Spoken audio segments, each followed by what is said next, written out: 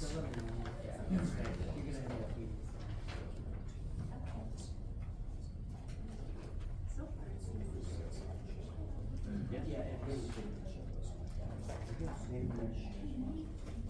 is technically Friday.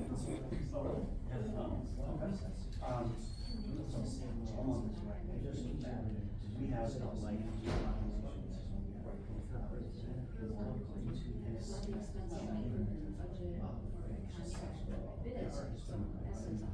We had a little bit of a debate over it. Trust me. Initial one, I was not. But it's fun. It's kind of like everybody's comfortable. In this area, yeah, in this. It's posted in there. Oh, yeah. We said. That's usually, when you do once, I know, I just mentioned it, this is the only place that's working. Yeah. yeah.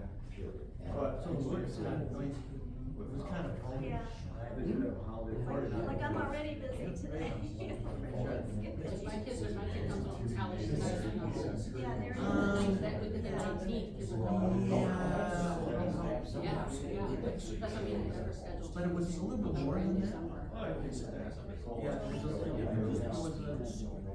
a little bit, to me, a little bit over the. Oh, no, we suffered. Yeah, made it broad.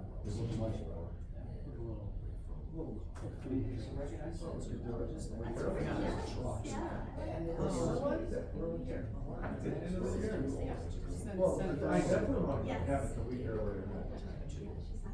It'll start my Christmas festivities of drinking and eating. You know what?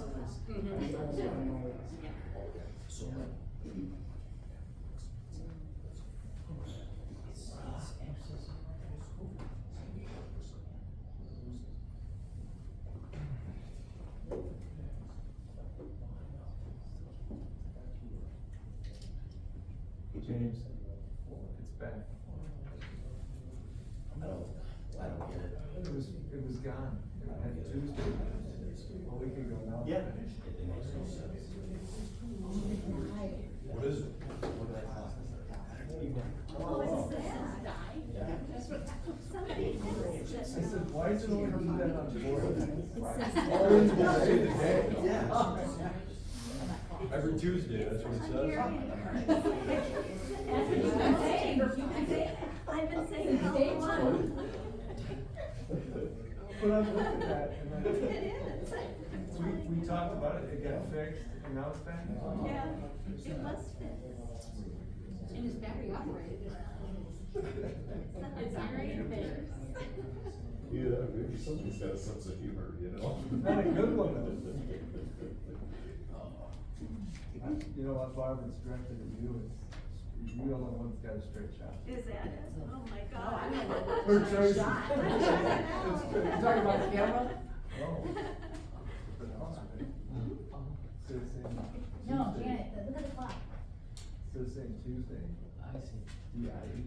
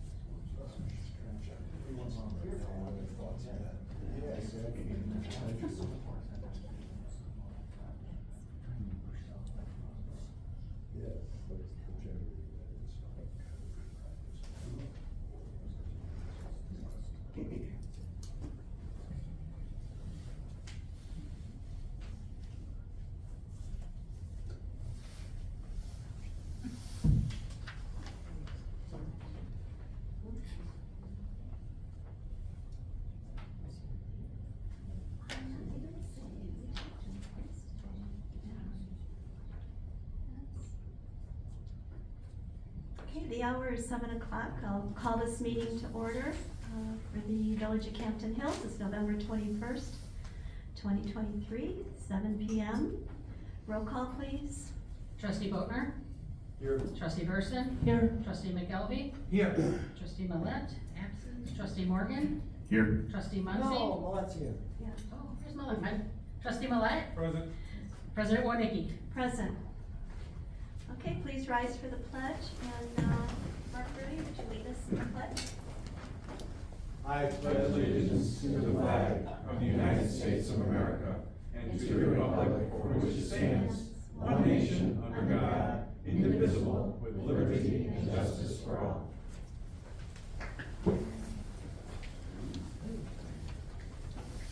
Okay, moving on to number 4. Former trustee Wendy White Eagle cannot attend tonight, so I will pull that from the agenda, and I believe she'll join us at our next meeting, which would be December 5th. And we'll go to 5, public comments. Julie Demaraki?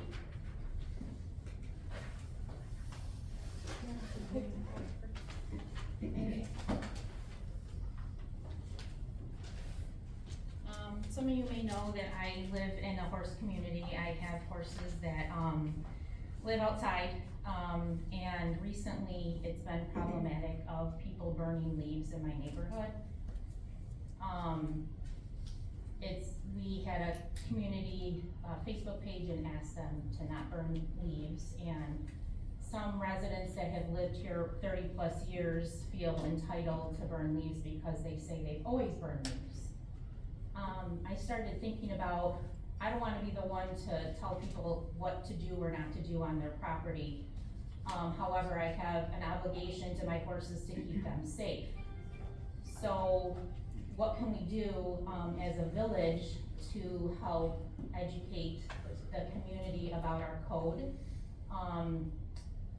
My neighbor's response was that they can burn brush. They were not aware that brush does not include leaves. They think leaves are part of brush. In our code, it says brush, and it's not defined what brush is in our code. Also, I guess what I'm thinking, like, I want them to be able to remove the leaves. What can we as a village help them do that? And I started brainstorming and thought maybe the township could help us with that. We kind of talked before the meeting started, and it was brought to my attention that that involves cost. I know the township removes brush for us, so could we investigate or think about how can we help neighbors remove their leaves instead of burning? This past weekend, I drove through down Burlington, and many people were burning leaves. You know, when we did the zoning, there were many board members who were concerned about the environment on horse manure and the environment and how it would affect people, or that affect our village. But people are burning leaves, and it's extremely toxic. I don't wanna call Campton Hills Police, I'm sure you guys have a lot to do. And while the officer was kind and respectful, I'm sure he doesn't wanna be telling people not to burn leaves. So I'm just asking the village to bring that up in a topic of conversation. A 30+ year resident, and they don't know that they can't burn leaves. So what that makes me believe is that we haven't communicated effectively to our residents to let them know that they can't burn leaves. I would like to know, was it posted anywhere on our email?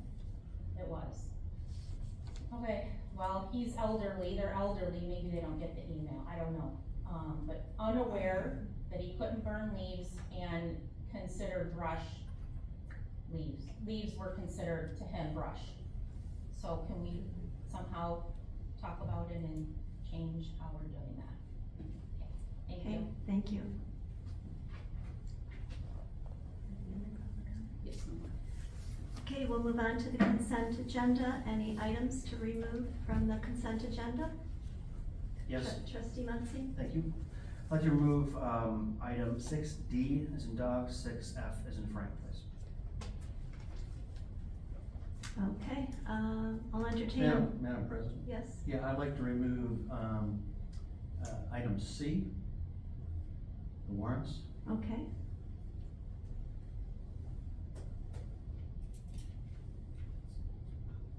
Okay, motion to approve the consent agenda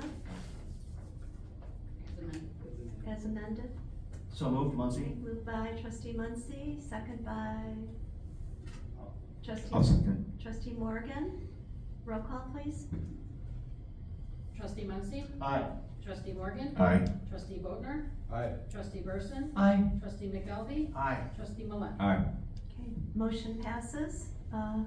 We'll move on to 7, staff reports, treasurer.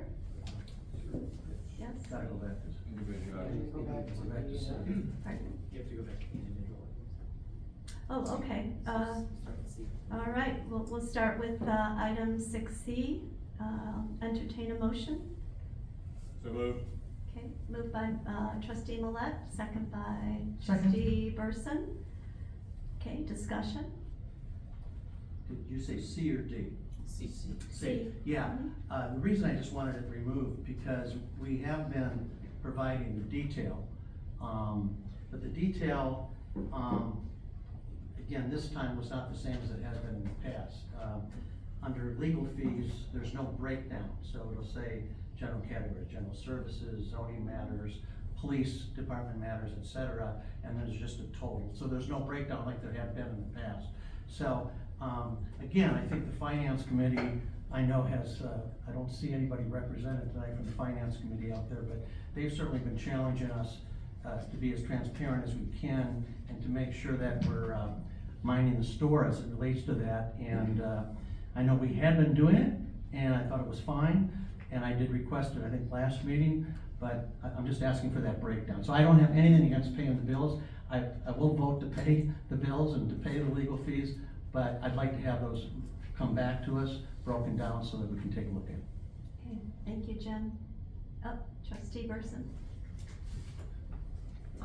Madam President, would it be acceptable if we were to ask the clerk to inform us a little bit on this issue? In which way? My understanding is that, notwithstanding the, the failure to include the invoices in this packet, that in the near future, on a going forward basis, the intention is to provide the board members with access to this information independently. And if it pleases you, perhaps the clerk could explain a little bit more to us. Sure. There's an add-on module to Casell or Civic, however you know it by. It's a add-on called My Viewpoint, where everything gets inputted for the warrant online. And when everything is approved paperless, it goes to final import from the internet-based program to the desktop Civic program, and she creates the warrant. And then part of My Viewpoint is everybody can have access with a sign-on, and you can look at any invoice from any vendor at any time. And you won't have to get paper copies copied and scanned and emailed to you. And that's something we're working on right now, that module added. Right. Trustee Muncy? Thank you, President. I would caution though, first of all, well, I need to talk about the cost of it is, what the benefit of it is. But then second of all, this doesn't address the transparency issue that Trustee McKelvey brought up. We can see it, great. But it's not in the packet that the public can see.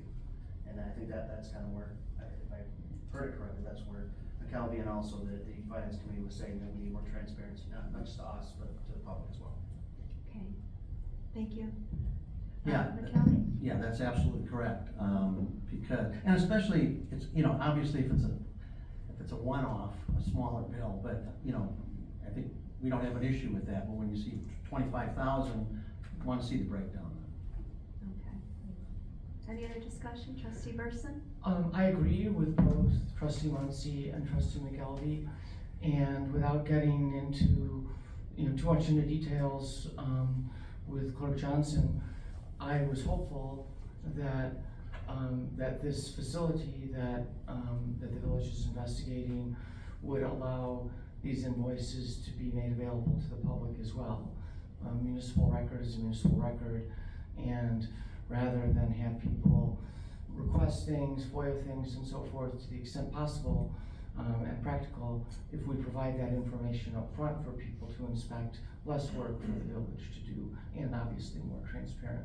So I don't know whether this facility was intended for the public to be able to see these invoices.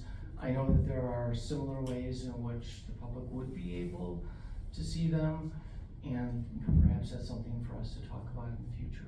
Because, anything that would allow our residents to see more clearly what we're doing, I think is a good thing. All right, thank you. Any other discussion? Okay, roll call? Trustee Millet, Aye. trustee Burson, Aye. trustee Boatner, Aye. trustee McKelvey, Aye. trustee Morgan, Aye. trustee Muncy. Aye. Motion passes. We'll move on to D, motion to approve and consent of the village president's appointment of Mike Curtis to the Plan Commission for a term to expire 9/15/2025. Yes, I move to remove this from the table. This was a motion that was tabled on our last meeting. So I move to remove this from the table and place it under the action items.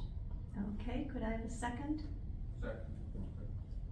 Second by trustee Millet. Okay, all in favor of, tabling, or removing it from the table, I'm sorry? Aye. Say aye. Aye. Okay. All right, moving on. You can do it now, or you can do it during action, but you might as well do it now. Do it now, okay. Well, let's see. Yeah, So motion to approve Mike Curtis to the Plan Commission. So moved. Okay, Second.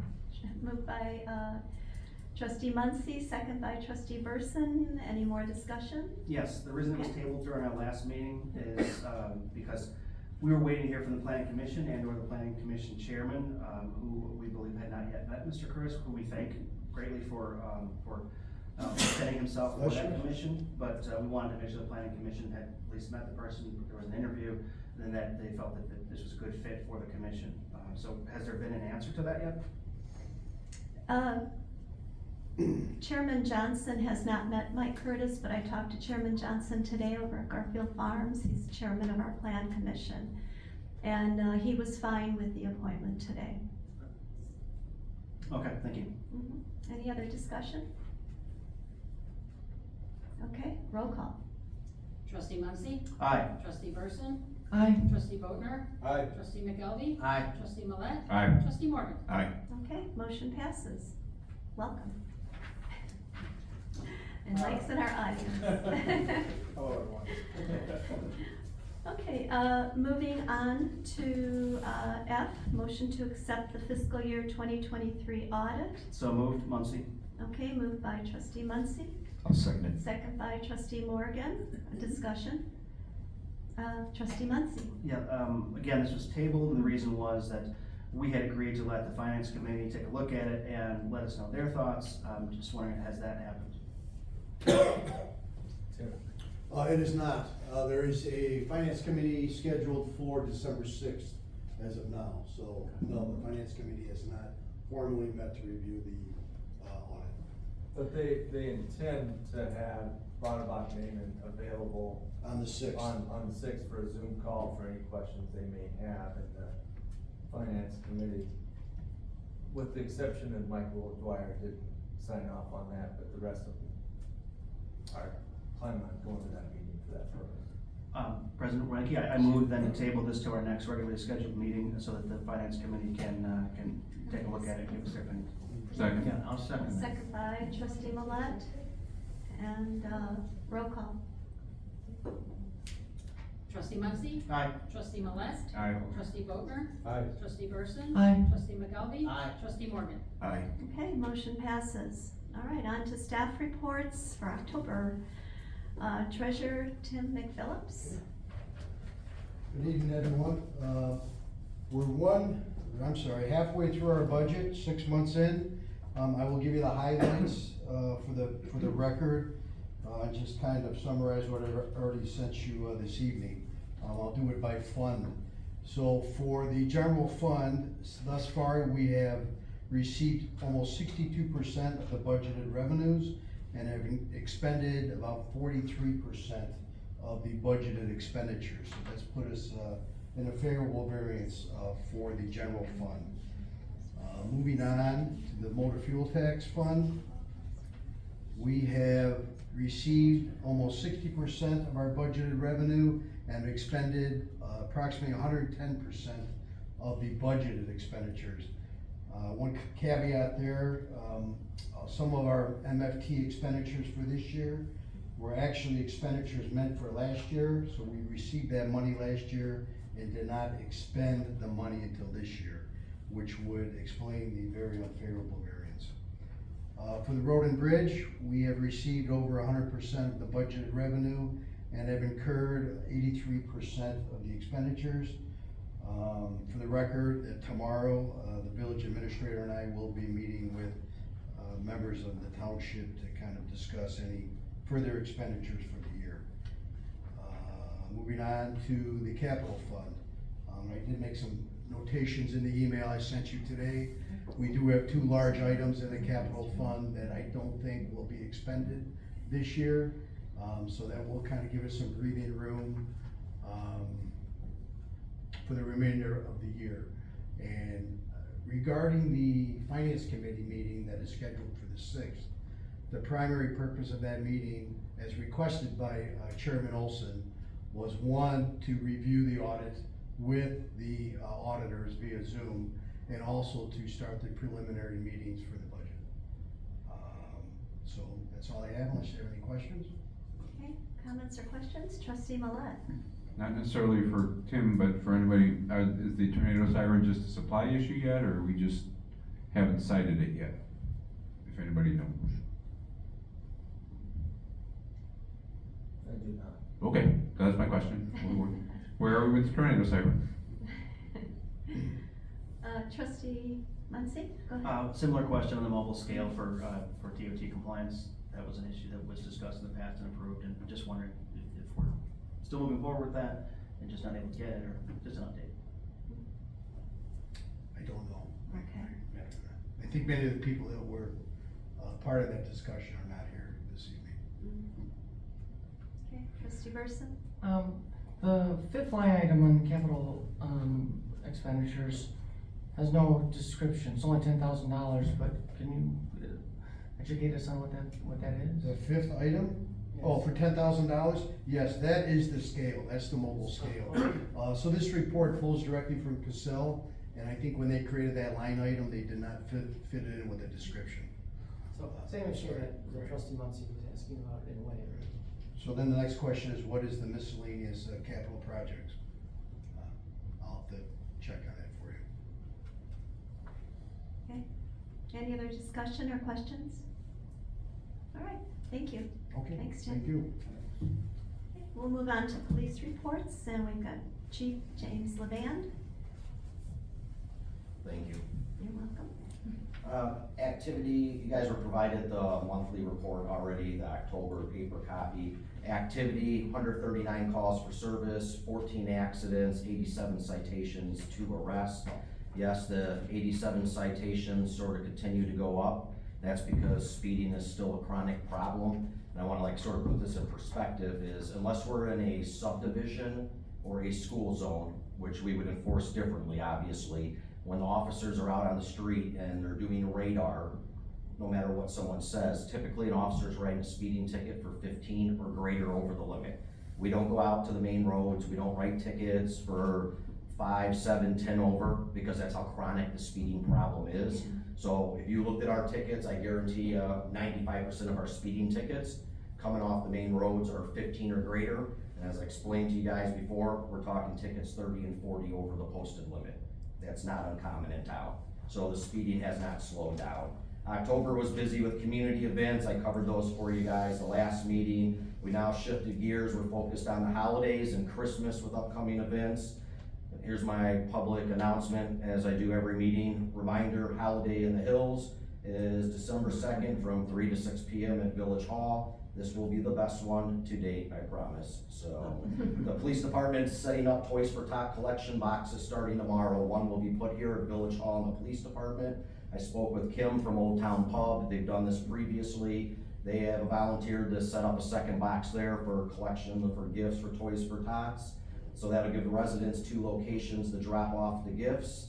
By popular demand, the police department will once again host the Christmas parade. I started it the year of COVID, and it's been a huge hit since then. So we're gonna do that on December 23rd. I'll provide a map route which stays pretty consistent, and the times sometimes this week, so everyone knows. Every year, Santa Claus and the helpers toss out over 500 pounds of candy and toys along the parade route, so you can see why the kids like it so much. Trustee Morgan, typically Second Chance Ranch, participates in it each year and provides Santa Claus his special sleigh to be pulled around. I've been working with Clerk Johnson and some local community members to provide assistance to local families in the holidays right now that are in need, because yes, Campton Hills does have families that are in need. So we're gonna continue to do that and provide assistance. We do it all year, but especially the holidays. Last few weeks, I want to sort of give a shout out to Administrator Bruni and Treasurer McPhillips.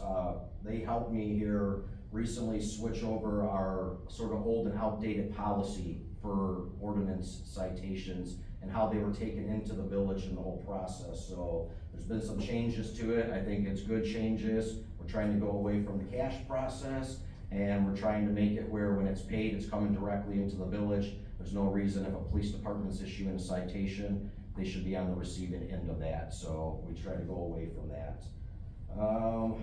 Just for residents, remember, it's right around the corner, winter's here, snow ice ordinance is in effect.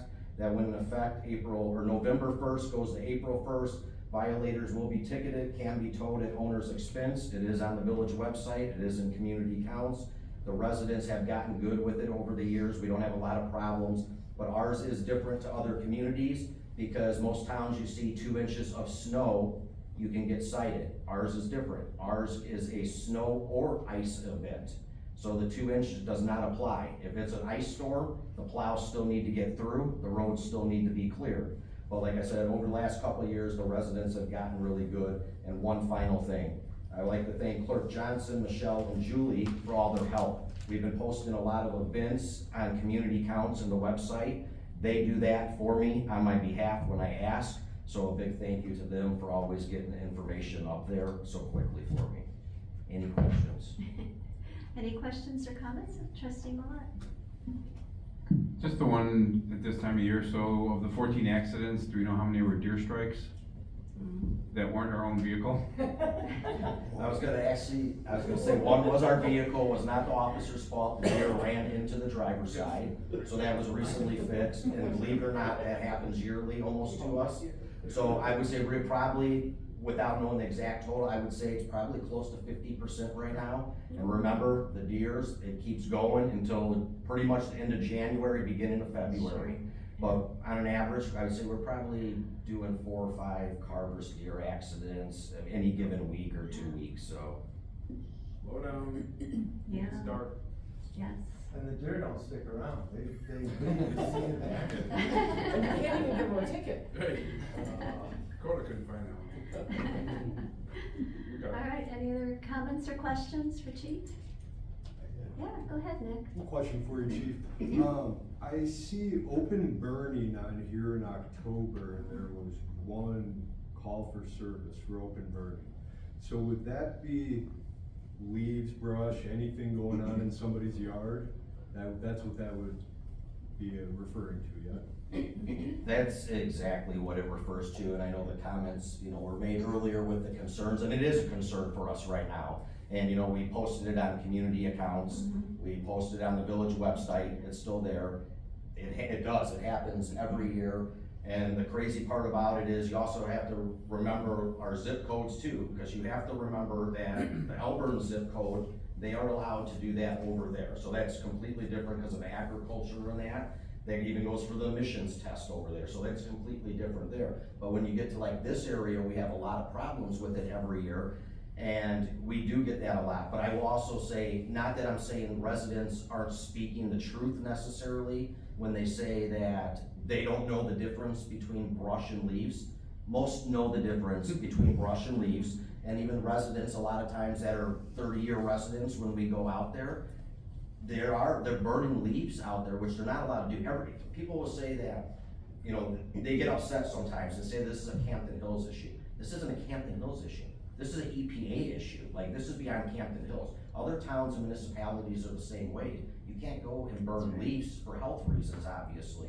So we do try to educate. Generally speaking, what an officer will do is if we get called to a residence for burning leaves, they will go there, they will try to inform the person that you cannot burn leaves here. They would ask them to extinguish the fire on it. If we get a repeat call to that, we will issue the ordinance ticket for the open burning on that. Generally speaking, is how it works. And the rules on that, if I read in the email, it's a 6x6 fire pit. That's kinda, it needs to be an enclosed fire pit, and brushes, sticks, twigs, landscape waste would be like grass, leaves, dead plants, all of that is not allowed. So when you start getting into the brush, like the twigs, the branches, stuff like, obviously that is, you know, allowed in the ordinance. The big one piece that is not absolutely allowed, and this is many jurisdictions obviously, is the leaves, that you can't burn that. There's a lot of stipulation, you know, another one is when officers go, what's the wind speed? I mean, these are all things, you know, the wind speed plays a factor, the time of day, is it past 3 p.m. when they're burning? Do they have a garden hose or a water supply that's close by to put it out? So even if you were burning brush, let's just say, and it wasn't leaves, a lot of times we'll get calls at 5 or 6 in the afternoon, and you're still not allowed to do that, because now you've surpassed the time that you're allowed it to burn. So, I mean, there's a lot of variables that go into it. So yes, leaves you absolutely cannot do, but you also can't go and burn brush and that at 7 o'clock at night, or if the wind speeds, and a lot of residents do that, know that, so they'll call us and they'll say, hey, and I honestly, that's the truth, they'll say, hey, the wind speed is 17 miles per hour today, and my neighbor is burning outside, which isn't allowed. Thank you. You're welcome. Trustee Millette, you was first. Just for edification for folks, what Chief said is about zip code is correct. The EPA basically said if you live east of the river, you're not allowed to burn. So they also looked at zip codes that touch the river. So anybody that's in a 175, since it's St. Charles zip code, you're considered to touch the river, so you can't burn. So the 183s and the 119s you're allowed to burn. So it's a weird compromise that came out eons ago from EPA, but that's where it came. That's why it's zip code. That's why it seems pseudo arbitrary, but it's basically meant to be west of river okay, east of river not okay, basically. Trustee Burson? You know, everyone has their own, own notions of how they want to deal with their leaf issues, but I would observe that most of the residents who would have significant leaf issues are on larger properties where there's probably a place to compost their leaves. And so I'm wondering whether I can certainly see I can see the case for trying to have the township come and pick up our leaves, although I don't know how we would pay for that, right? And I suspect it would be more expensive than brush pickup. And I'm wondering whether one of the things we can do is just encourage people to keep their leaves, compost their leaves, and not necessarily feel that they have to burn them or get rid of them if you're on a property that's large enough to do that. All right, thank you. Anybody else? I think according to the King County ordinance, which was adopted by the Village of Campton Hills, you could still have a ceremonial small fire in the evenings, even if it's past 3 o'clock. So I think that is allowed, but not to burn leaves, for sure. So, any other comments? All right. Moving on, we don't have anybody here from building and zoning. We'll move on to action items. A, motion to approve ordinance 23-17, adopting a social media policy. I believe that was tabled at the last meeting. Do I have a motion to remove it from the table? So moved, Muncy. Moved by trustee Muncy. Second. Second by trustee Morgan. Roll call, please. Trustee Muncy, Aye. trustee Morgan, Aye. trustee Vogler, Aye. trustee Burson, Aye. trustee McElvey, trustee Millette. Aye. Okay, motion passes, and this is Carmen, please.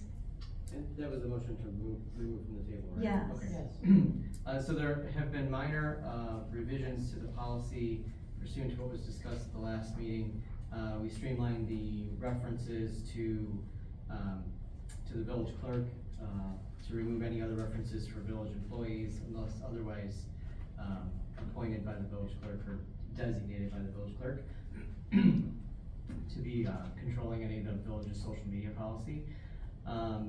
Those were the majority of the revisions that were made. I can certainly answer any questions based on what's been presented. Okay, any questions or discussion? Trustee Muncy? I have a few questions. The first one is whether this should be, when we remove from the table, I probably should have been more specific. Should it be moved to a discussion item or an action item? Because I don't think it's ready for action.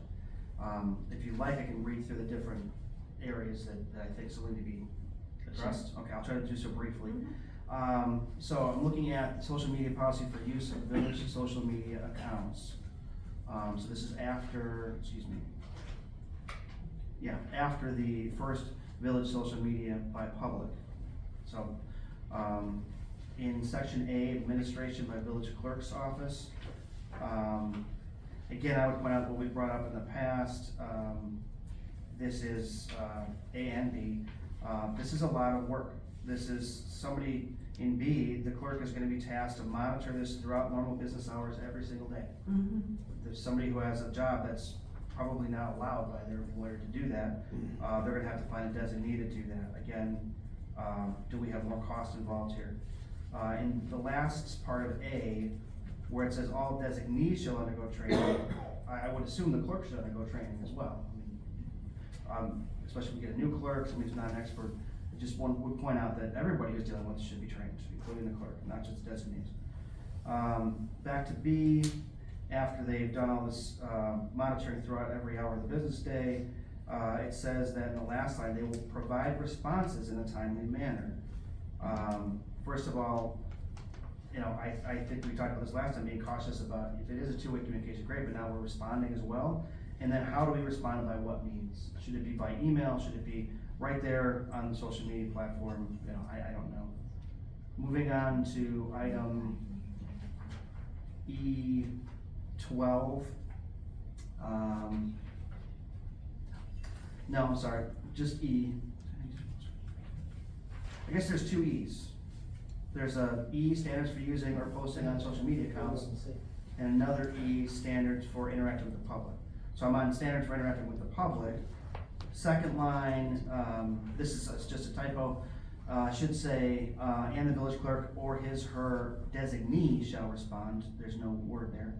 But then it says that we're going to respond, the next line, to inquiries if required. When is that?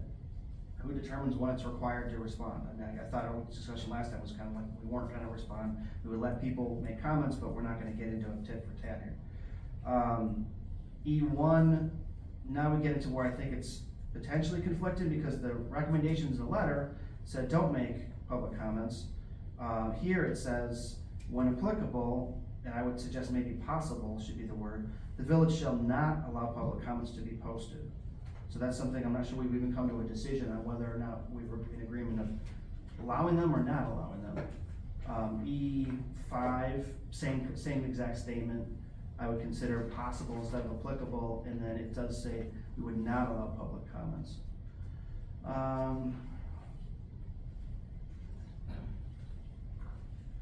The distributing information through social media accounts,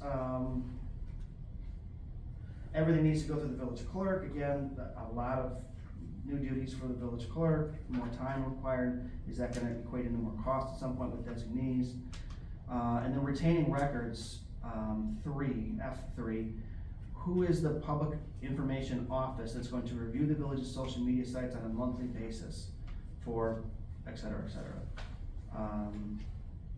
I think that was it. I mean, like I said, I just don't know this is completely ready. Maybe we can clean those up or discuss those today, but I think the one lingering thing that was out there was, I'm not sure we came to a consensus or agreement on whether or not they're going to allow public comment on those sites, such as, let's say, YouTube, where you have an option whether to include it or not. Thanks for the time, sorry it was long. No, thank Trustee McKelvey. Yeah, just had captured most of mine, if we go to, under definitions, which I think is on page 3. And it basically says interaction, including but not limited to Facebook, X, and so on. To me, that's opening up everything. To me, we should define where we wanna be. I don't think we wanna be on X, I don't think we wanna be on TikTok, given all the news around that. I think it should be very limited. Whether that's Facebook and YouTube, don't know, but I don't want all that listed. I think it should be very specific, and we need to agree as a group exactly what we want. Then if you go to the next page, under discipline, we mentioned that violation of this policy, including termination of employment. The difficulty that I have in this, and I think Ed kind of alluded to it, is I don't think it should fall on the clerk. A couple reasons. Number one, the clerk is separately elected, does not report to the board. Most communities have someone under the administrator that handles that, probably reports to the administrator. Obviously, we're a small, I don't know how many horse shop we have, we're somewhat of a small shop, and I think that's where I struggle with this from a cost perspective, because somebody's gotta man that. You're not gonna terminate the clerk if they do something wrong because they've been elected. I don't know how you terminate a clerk, I'd leave that to the lawyers, but I think it'd be very difficult to terminate an elected official. So that's where it can't be in the clerk's domain. It needs to be somewhere else if they decide to go that route. But again, I guess what I struggle with is I go back to Carmen's letter, which in the first paragraph basically says he doesn't recommend having a two-way. You know, we can have an email that people can respond to, and we can respond to that. That way we can control it, we still allow feedback, and I think that's the way to go, and it's not gonna be a money pit that way. I think if we go any other way, we're opening up Pandora's box, and I mentioned this the last time, I'll mention it again. Previous 2 law firms prior to this one basically said the same thing. The first one, Angela Klink, they went crazy. They said, you know, they almost put like a, you know, Dracula trying to kill a vampire, saying you can't do that. You're opening up Pandora's box. It's too much risk.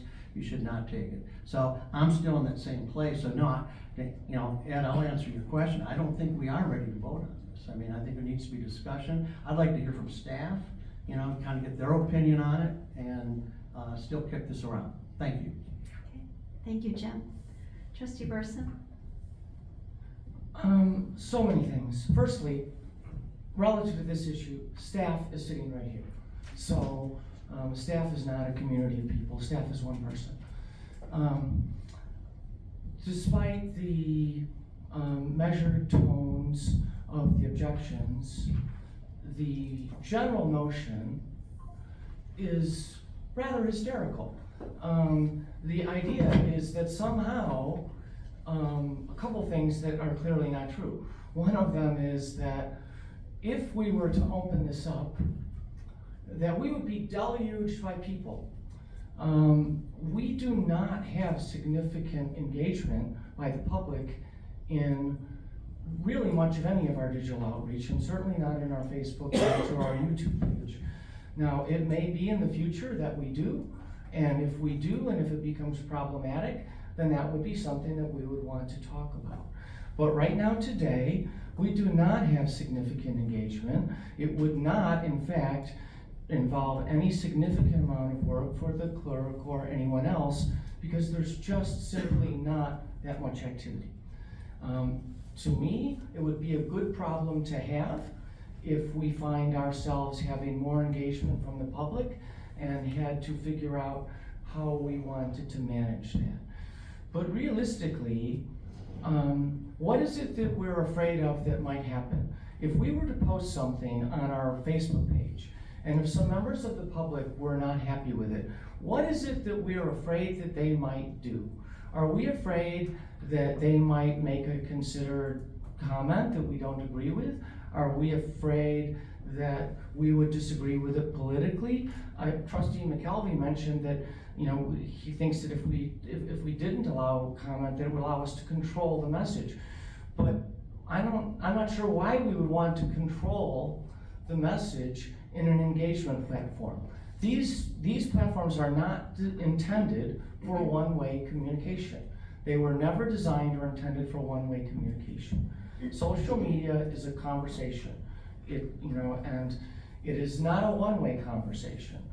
And so I thought it was pretty clear that we had a consensus the last time that we were going to allow comment, and I think that what we're seeing today is that our attorney has given us his opinion a second time, that he doesn't think that that's a good idea because of experience in other communities that may or may not be applicable to you. We just talked about an example prior to the board meeting today. So it feels to me as if we're, to some extent, doing handstands and cartwheels to try and figure out how to limit this and how to protect ourselves against a danger that has not been clearly articulated and is probably not really there. And I would really like to end some of that back and forth and just agree that we would like the public to be able to make a comment. If a comment is vulgar, if a comment is completely off topic and so forth, it would be removed. But again, not a lot of engagement to worry about. And when it comes to Trustee McElvey's comment about the clerk's involvement, it is the fact that the village's postings on social media are a municipal record, and municipal records fall under the province of the clerk. So, despite, perhaps legitimate concerns about how you might discipline a clerk or whether the clerk would actually follow the policy or not, it is in fact the province of the clerk in our town and every other town to manage municipal records. And so I don't see a conflict there, and I'm not sure why we're continuing over and over to come back to whether the clerk is overloaded or whether this is too much work for the clerk or something, and whether somehow it would translate into additional expense. We have 2 deputy clerks, and one of them is already on our payroll. So I'm not sure where the notion comes from that if our clerk was unable to respond directly in the moment to a social media concern, that Michelle or Holly wouldn't be able to, and that it would particularly cost us money. Sure. Go ahead, Carmen. Just before we get any further, to address a couple of the comments, certainly any of the mistypings can be fixed. There was a question about discipline being subject to essentially the purview of the clerk. That may have been, it could be fleshed out a little bit more. It's just a violation.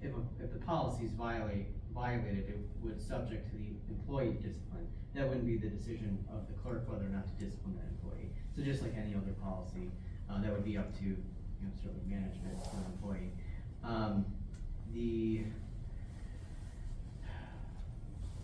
The other issues regarding training, that can be also included, that the village clerk would be trained on proper use of social media in the policy itself. And then there's a statement in there about the public information office. Technically, it's a typo, it should say officer, which usually refers back to the village clerk, so we can either leave that or we can just say village clerk. But all the other numbering issues can be changed as well. And the modifications I made as to the prior meeting, it kept the window open in case the board decided at this time or at either further time that comments were going to be allowed. So that's why it says, when applicable or when allowed. Our recommendation is still our recommendation, but that's just the way that the policy is written right now, to leave it a little bit more open in case you decide otherwise. If the decision is to allow them or not allow them, we can completely change that policy to keep it directly in line with that decision as well. Okay, any other comments? Go ahead, Trustee Morgan. I don't see that we have to limit what social media we're on, whether it's Facebook, X, YouTube, or whatever. I don't think anybody at this table or anybody in this audience knows where social media is going to be in 5 years. We may participate in a couple right now. We may find that some of those may merger later on. So by narrowing it down to one or two different social media activities and making sure that that's in the ordinance, I don't think it's necessary. Thank you. Okay, thank you, Tim. Any other comments? Go ahead, Nick. In regards to the allowing comments in the social media, I think looking at kind of a risk reward, the risk being when we are subject to comments that need to be filtered out. But I feel like the much more common occurrence is going to be the reward. Folks asking questions, which is going to allow a conversation that's going to educate and answer questions and give us more information about what the community's concerns are, information that's not out there that we should have put out there. I think comments really are going to add a lot more value to social media posts by allowing the community to engage with them. Because if one person's out there commenting or asking a question, there's going to be 100 other people that were wondering the same thing. And I think it's really just going to benefit us as a whole. And I think that's what it's all about, is engaging in a conversation. So to limit the conversation, I think would really be a shame to implement a social media strategy that the public could not communicate on. If we're trying to get a consensus tonight, I would say let's allow commenting. Okay, thank you. Trustee Boatner, Trustee Muncy. Thank you, President Winicky. It sounds like, and I don't agree that we had a consensus before, I mean, this was tabled for a reason, but it sounds like most people want to have the two-way communication. Okay, you see the benefit in that. We've been reassured that there will not be any significant workload increase on the clerk or the deputy clerks, and there will not be any increase in the cost involved. So if there's no future budget increases for the clerk or the deputy clerks due to the amount of duties that they're incurring, then okay, I guess you've addressed that concern, that there would be an increased cost.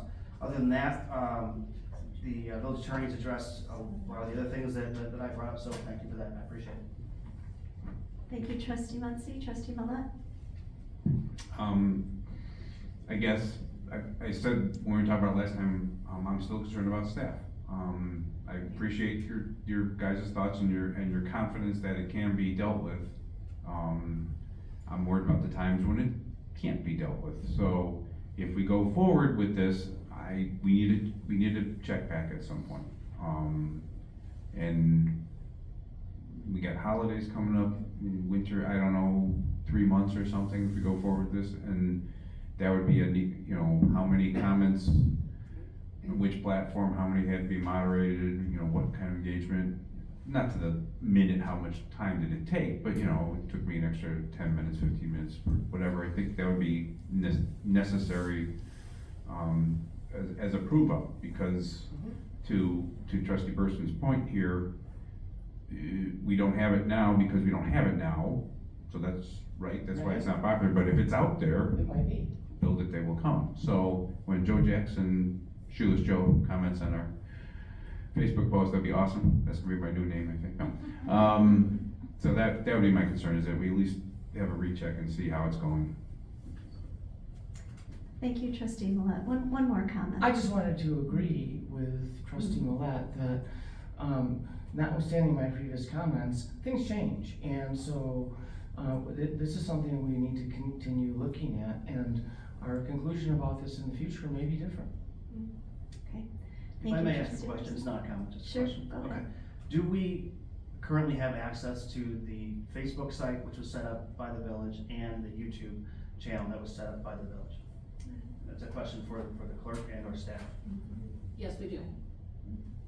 Okay, so then those are the channels that the social media platforms that we can start using our own accounts.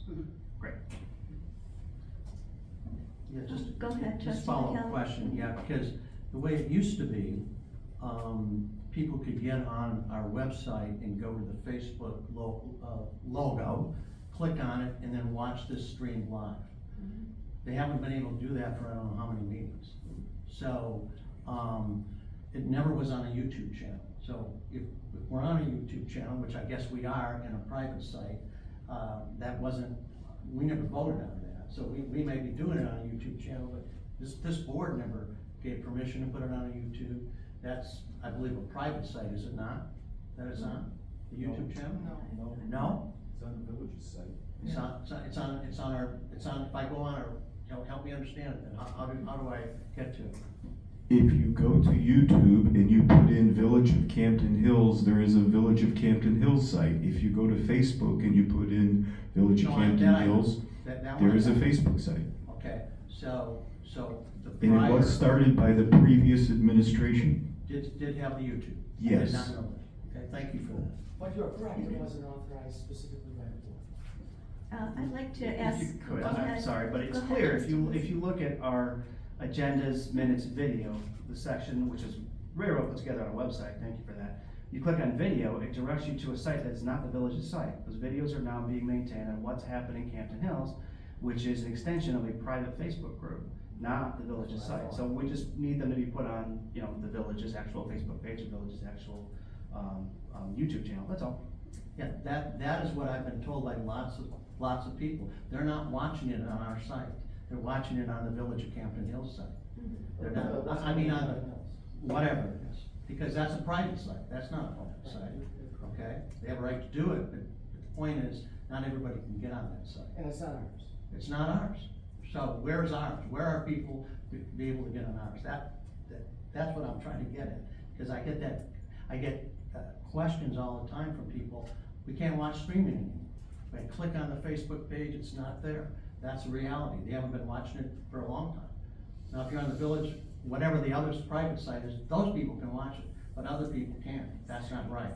You're correct.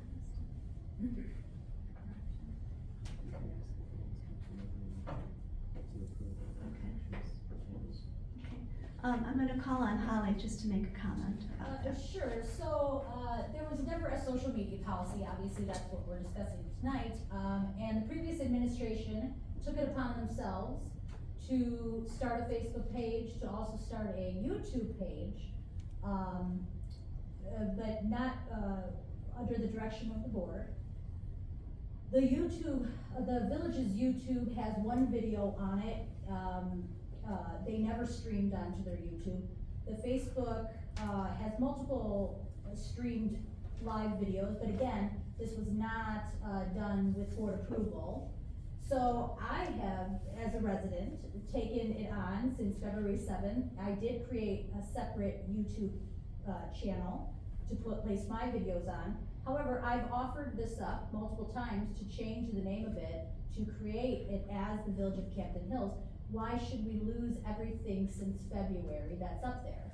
So I'm more than willing to do that this week. I will change it over to the Village of Campton Hills and make it official. And all those videos can remain, and it's got way more, following on there than the Village's YouTube channel did. And I think I think that we want more engagement and we want more people, so I'm willing to give up my YouTube channel to the village. Thank you, Holly. It's a question for the clerk and the staff to work out, and President will be to determine which channel, which Facebook page we should be using, but we should be using official municipal pages, as the policy says, and with our logo, and anyone else out there masquerading it under names that are very similar and using an image of our building or whatever else should be discouraged from doing that. Thank you, Trustee Muncy. Okay, I just have one small comment as far as managing, Facebook or social media. We work with a really, really small staff. Our clerk, virtually, she works 2 jobs, so I think it'd be very difficult for her. We work with a small staff and we keep costs down, and I think we do a really good job, and I wouldn't be in favor of, I think it's good to post our meetings and possibly information on Facebook, but to have a back and forth conversation, I'm not in favor of that, and that's my own opinion. All right, do I have a motion to approve this ordinance, adopting a social media policy? So moved. Moved by Trustee Burson. Do I have a second? I'll second it. Second by Trustee Morgan. Roll call. And just for sorry. clarification, the ordinance would be, or excuse me, the policies would be amended just to fix the typos that were pointed out today, which I already did. Okay, and we're done with discussion? Any more discussion? One discussion. Okay. Just to okay. clarify, we're voting on it as is, not allowing public comments to be posted on the village's account. This is what we're voting on, as is? It's as the Because I policy. feel like we should table it for one more discussion. I don't think we had a consensus on this, did we? It seemed pretty split. You can. Well, good you can- question, because I want- You have to be recognized. I Okay, trustee apologize. Burson. Good question, because perhaps I'm unclear. Explain to us whether, as written, we're allowing comments, or whether it was just your letter, advising us against. Right, so the policy as written does leave it open-ended as to whether or not you're allowing comments, and responses to any comments. So if, I anticipated there was gonna be more discussion tonight and then direction as to, how you wanted it one way or the other, so. Okay, trustee Muncy, and then we'll go to McKenna. To trustee Burson's point, Boder's point, the way that I read it is that, for example, again, back to the second one, it states that when applicable, the village shall not allow public comments to be posted on the village's accounts for a specific social media platform being utilized. E5 says the same thing, shall not allow public comments, and that's why I brought that up, because if I'm reading it wrong, fine, but otherwise we need to clarify that, so. No, it definitely, certainly can be read that way. That was the way that it was drafted. So in my understanding, there are some instances where you just can't turn off public comments on certain types of social media platforms. So if that's the case, that comments are allowed, you're just not, the village's policy is not to respond.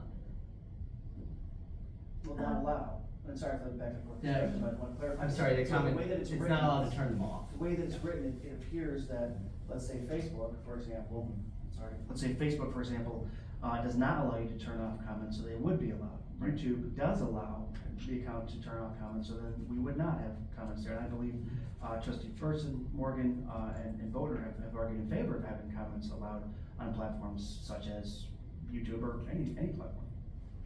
So Okay, as written now, if a platform allows it, we're not allowing. That's the way the policy is written. Okay. Okay, trustee McKelvey was next, and then Mike, go ahead. No, I'll take my comment back, because I think Carmen kind of covered it. Okay. But because it is we're kind of, I don't wanna say cutting the baby in half, but I think what I hear you say is you want direction. So if we wanna tighten it or loosen it, it's up to this board. Correct. Okay, trustee Millet. The bulk of this is great. I mean, there's lots of good direction in here. We're narrowing down to almost platform specific. Maybe we're looking at a two-step process. This is the policy. We like the policy. The policy defaults to no. And then the next step would be, okay, the clerk could say, okay, I wanna do this on this platform, and they don't allow us to have comments off, and then that would be a subsequent, well, we've got all the rules of the road stated, and now you wanna tell us what road you're gonna drive on, and then we could look at it as that might be a better control mechanism on a per platform basis to see what's going on, and then we could see that thing I talked about where we could have like a bit of a test bed to see how it goes. Okay, trustee Burson? I withdraw my motion. I think that I agree with trustee Muncy, and we are not ready. Okay.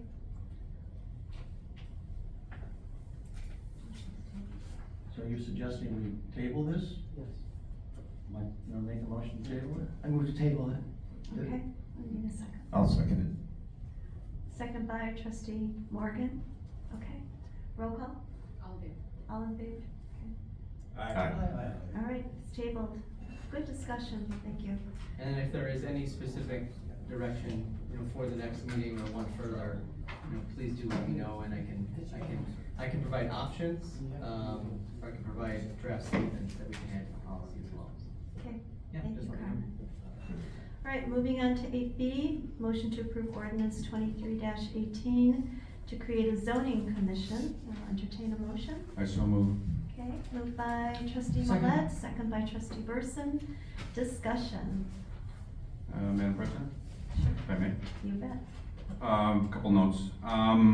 When we talked about this, and this is something that's near and dear to my heart, because as many of you heard me say, I live almost as far away from Elgin as extremely possible to still be the current boundaries of our village, and what happened with Elgin was interesting, but it didn't engage me as much as what Elburn was up to, and that was, to control our boundaries. That was my part and parcel and purpose for getting involved with the organizing committee in the first place.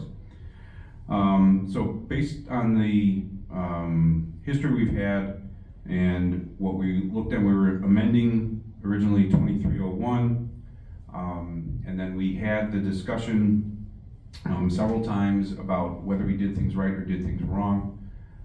That notwithstanding, the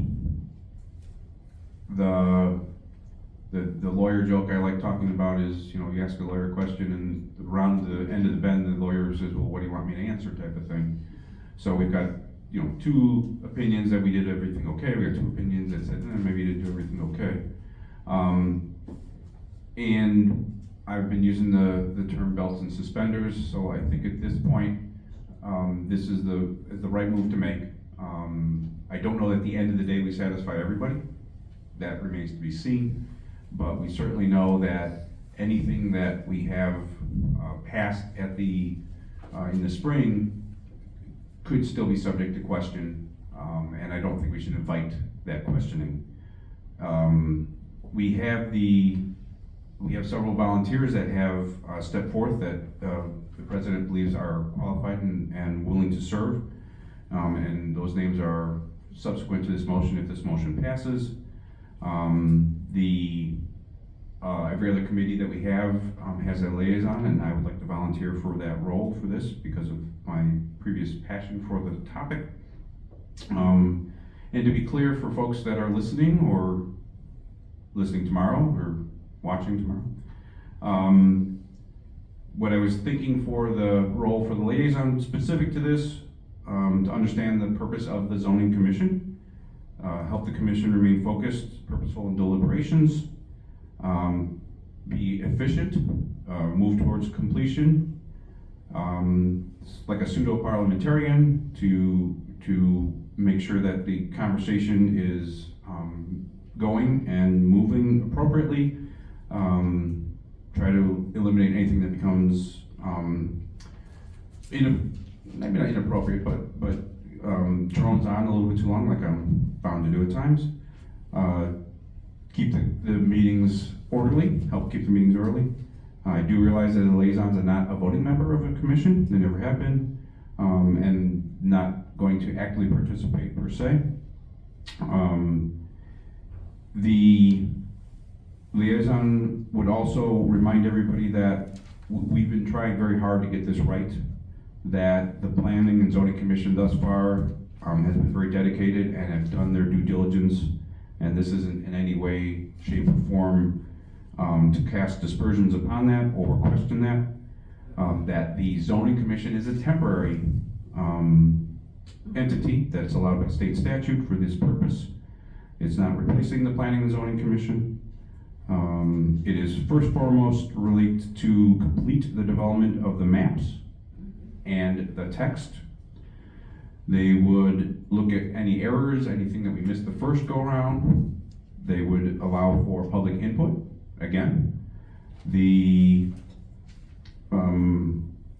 would also be charged with looking at anything that's conflicting that would cause a potential future in having enforcement issues as relates to the text and the maps. Also, should we go forward with this, these are open meetings. Everybody's allowed to attend any meeting of the body politic and any subordinate to the body politic. If we get this right, we can Zoom them or we can stream them. The Open Meetings Act adheres to all of the activities. There will be a public hearing, at least one, before the zoning commission would be able to report back to this body. Once that review is complete, the zoning commission, again, temporary, would present the recommendations for maps and text to this body. My job as liaison, if so chosen, would be to make sure that the planning commission has their, that they're aware of what's going on as well. And then when the maps and recommendations are finally received, it's our job to deliberate, as we've done before. But this time we'll have some maps to go with it. And then at the end of when we accept the report of the zoning commission, their life as a body ceases to exist. We have a deadline for the proposed ordinance of 1 year. I believe we could certainly be a little bit less timely or more timely than that, but having the full year allows for other variances. And that the end product will be our zoning code that we all have blood and sweat into. It would be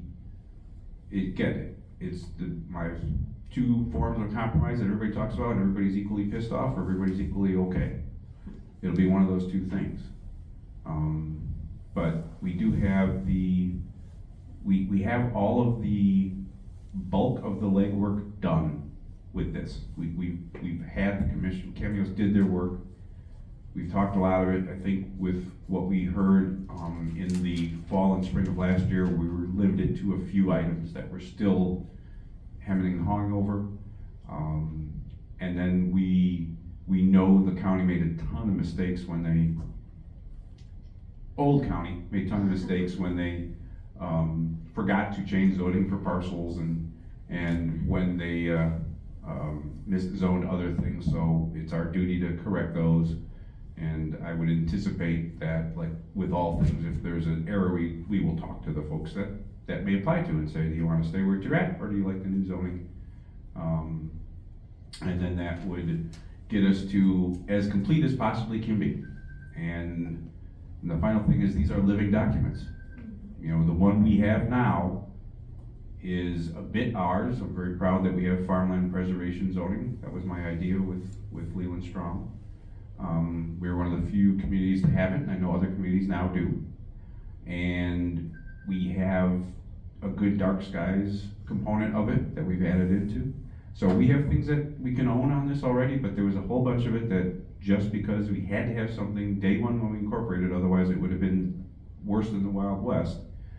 We've inherited a lot of goofiness from the, at that time, county zoning code. County zoning code's actually gotten better than ours in some cases right now, so. That's my comment on the motion. Thank you, Trustee Millette. Well said. And by the way, former chairman of the Farmland Protection Program, Kane County Farmland Protection Program. So many years, and we did many good things, but did you want to comment? I was just gonna say, Yeah. I think that reviewing it with staff and the attorney, you should as a board have a recommendation by the second meeting in February, unless something goes off the rails, because a lot of the work is there in the base documents, and reviewing it with the staff that we've brought in as our consultants on this matter. I think I would echo everything you said, except the year is kind of in state statute that is drawn down. It should not take that level of time. And we already have a outline, much of what you said, as the orientation meeting with the chairman, if passed tonight, for Monday at 9 o'clock. Thank you, Mark. Anything else? Oh, Trustee McKelvey? Yeah, my only comment would be that we maybe just tweak the name a little bit, call it a temporary zoning commission, because that's what it is. Because I know I got a call from one of the current zoning commission members, very concerned I did talk to Jerry Johnson, I think you ran into him at a coffee shop, he has not had the formal download, so a lot of those members are probably wondering what the heck's going on, are they replacing us? And I just, you know, I think you said it well in terms of temporary, but let's put it in the name as well, because that's, I mean, that's all it's doing, and then it's over. Or short term. Trustee Burson? Just a question, for our attorney, do we have flexibility in that? I mean, the zoning commission moniker is sort of spelled out, isn't it? The state statute refers to a zoning commission that can be created. I mean, it's differentiated just in its name from your current, you know, plan commission / zoning board of appeals. So they're similar, but of course their duties are defined entirely separately. And so, and echoing what trustee Millet explained to us, it's temporary in its nature because it's almost ad hoc, right? So that when the work is done, the commission ends. Right, the state statute itself says that specific language. And the ordinance that you have before you essentially mirrors the language of the statute. I mean, I cited to the statute as well, just to say that these are the duties of the commission, nothing further. Trustee McCallum? Well, I think ad hoc's probably the right word, because that's why we passed that ad hoc piece before, right, in order to do this, right? That was kind of the first, or not? That would be for committees that are controlled by state statute. So even without that policy, or that ordinance modification, you'd have the right to create this commission, right? Okay, any other discussion? Comments? Ready to vote? Okay, roll call. Trustee Millet? Aye. Trustee Burson? Aye. Trustee Bogner? Aye. Trustee McElvey? Aye. Trustee Morgan? Aye. Trustee Muncy? Aye. Motion passes. Good news. All right, we'll move on to 8C, motion to approve and consent of the village president's appointment of Rolf Frederick to the zoning commission. So moved. So moved by trustee Burson, second I'll by second. trustee Morgan. Discussion? Trustee Burson? I had the opportunity to speak to Mr. Frederick earlier today, and I had looked at the application. I noted that he had previously been chair of the zoning, or excuse me, plan commission. So the experience is clearly there. As we talked about some of the issues, he was completely fluent, you know, in all matters, and I think a fine addition to the effort. Thank you. He gives you the 35,000-foot view. Any other comments? All right, roll call. Trustee Burson? Aye. Trustee Morgan? Aye. Trustee Bogner? Aye. Trustee McElvey? Aye. Trustee Millet? Aye. Trustee Morgan? I'm sorry, I did that right. Trustee Muncy? Aye. Okay, motion passes. 8D, motion to approve and consent of the village president's appointment of Christopher Type to the zoning commission. I'll entertain a motion. So moved, Muncy. Trustee Muncy, I'll second second trustee Morgan, discussion. Trustee Burson? I would basically say the same about Mr. Tyke. I also had an opportunity to speak with him. Wonderful conversation, you know, very well informed. For people who haven't read the packet, you know, he has extensive professional experience with the city of St. Charles, with the city of Elgin, and with Woodstock. At first, that actually put me off a little I bit remember. because I thought, well, that's not us. Yeah. You know, but then I talked to him, and I felt like he was really well aligned with who we are and what we're doing, and Yeah. I wholeheartedly support it. Absolutely. All right, any other Chris has comments? been wanting to get involved in something for quite some time, so. Oh, that's cool. All right, anybody else? Okay, roll call. Trustee Muncy? Aye. Trustee Morgan? Aye. Trustee Bogner? Aye. Trustee Burson? Aye. Trustee McElvey? Aye. Trustee Millet? Aye. Okay, motion passes. 8E, motion to approve and consent of the village president's appointment of Joe Garbarski to the zoning commission. So moved. Moved by trustee Morgan, second, do I have a second? Second. Second. By trustee Millet. Okay, discussion? I just wanna Trustee say you've done your homework here because of the applications that came in from all three people are very strong, and I think, it's gonna help us move the right direction. Thank you. I appreciate that. Any other comments? Discussion? All right, roll call. Trustee Morgan? Aye. Trustee Millet? Aye. Trustee Bogner? Aye. Trustee Burson? Aye. Trustee McElvey? Aye. Trustee Muncy? Aye. Okay, motion passes, thank you. Who did my minutes? Yes, you did. Okay, we'll go to 9A, Paid Leave for Workers Act Ordinance, and that will be Carmen.